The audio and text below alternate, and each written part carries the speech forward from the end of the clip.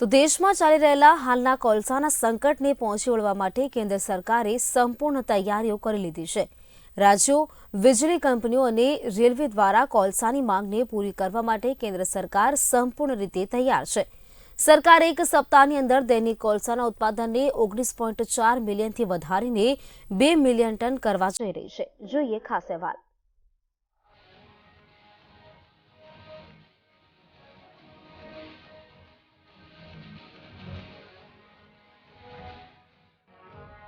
રાજસ્થાન, પશ્ચિમ બંગાળ, ઝારખંડની પોતાની કોલસાની ખાણ છે। જો કે તેમણે કોલસાને કાઢવા માટે કંઈ જ ન કર્યું। એવું કહેવાઈ રહ્યું છે કે મંજૂરી મળવા છતાં કેટલીક રાજ્ય સરકારો નિર્ણયનો અમલ કરી શકી નથી। તેમણે પૂરતું કોલસાનું ખનન ન થવા બદલ કોરોના અને વરસાદ જવાબદાર હોવાનું કહ્યું છે। જો કે વાસ્તવિકતા એ પણ છે કે લાંબા સમય સુધી ચાલેલા વરસાદે કોલસાના ખનનને પ્રભાવિત કર્યું છે।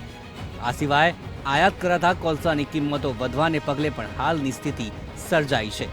વિદેશી કોલસાની આયાતમાં 12% ઘટાડો આવ્યો છે, જેને વીજળી કંપનીઓ મિક્સ કરે છે।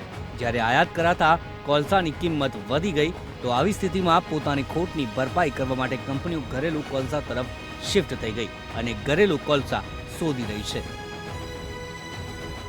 મહારાષ્ટ્ર, રાજસ્થાન, મધ્યપ્રદેશ, કર્ણાટક, પશ્ચિમ બંગાળ અને તમિલનાડુ મોટા ડિફોલ્ટર છે। આ તમામ રાજ્યોને કોલ ઇન્ડિયાએ 20,000 કરોડ રૂપિયાની ચૂકવણી કરવાની છે। સરકારી સૂત્રોનું કહેવું છે કે મોટી માત્રામાં રકમ ચૂકવવાની નીકળતી હોવા છતાં પણ આ રાજ્યોમાં કોલસાનો સપ્લાય કરવામાં આવે છે અને આગળ જતાં પણ વીજળી કોલસાનો સપ્લાય ચાલુ રખાશે। સરકારી સૂત્રોના જણાવ્યા મુજબ કોલસા મંત્રાલય જાન્યુઆરીથી કોલ ઇન્ડિયામાંથી સ્ટોક લેવા માટે રાજ્યોને લખી રહ્યું છે। જોકે કોઈ પણ પ્રતિક્રિયા નથી મળી તો કોલ ઇન્ડિયા એક સીમા સુધી જ કોલસાનો સ્ટોક રાખી શકે છે, કારણ કે ઓવર સ્ટોકિંગથી કોલસામાં આગ લાગી શકે છે। ઝારખંડ, રાજસ્થાન અને પશ્ચિમ બંગાળમાં પોતાની કોલસાની ખાણ છે, જો કે ખનન ખૂબ જ ઓછું અથવા તો બિલકુલ જ નથી। પ્રધાનમંત્રી કાર્યાલયે મંગળવારે કોલસા સપ્લાય અને વીજળી ઉત્પાદનને લઈને સમીક્ષા બેઠક કરી હતી। સૂત્રોનું કહેવું છે કે બેઠક દરમિયાન કોલસાના ટ્રાન્સપોર્ટેશનને વધારવાની રીતો પર પણ ચર્ચા કરવામાં આવી હતી। કોલસા મંત્રાલયને કોલસાનો સ્ટોક વધારવા માટે કહેવામાં આવ્યું છે, જ્યારે રેલવેને વીજળી સંચાલિત યંત્રો સુધી ઈંધણ પહોંચાડવા માટે રેક ઉપલબ્ધ કરાવવા માટે કહેવામાં આવ્યું છે। કોલસાની અછતને કારણે રાજસ્થાનથી લઈને કેરળમાં લોકોને વીજળી કાપનો સામનો કરવો પડ્યો છે। દેશમાં વીજળી સંકટની વચ્ચે રેલવેએ પણ મોટું પગલું ઉઠાવ્યું છે। હવે પાવર પ્લાન્ટને કોલસા પહોંચાડવા માટે 24 કલાક ટ્રેન પણ ચાલી રહી છે।